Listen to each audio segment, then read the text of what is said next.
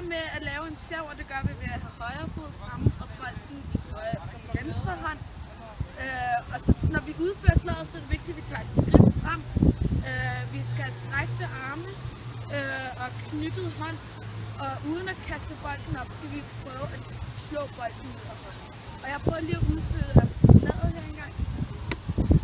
Jeg vil prøve at lave et fingerslag nu, og det gør vi ved at have hænderne som en diamant, så vi kan se ud igennem, når bolden kommer. Og når det er vigtigt, når vi rammer bolden, at fingrene er klumpet rigtig hårdt sammen, så man kun rammer fingerspidserne.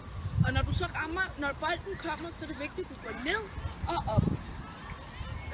Og jeg prøver at udføre slaget. Jeg vil prøve at lave et fingerslag nu, og det gør vi ved at have hænderne som en diamant, så vi kan se ud igennem, når bolden kommer. Og når det er vigtigt, når vi rammer bolden, at fingrene er klumpet rigtig hårdt sammen, så man kun rammer fingerspidserne. Og når du så rammer, når bolden kommer, så er det vigtigt, at du går ned og op. Skal vi prøve at udføre slaget? Det kan jeg ikke.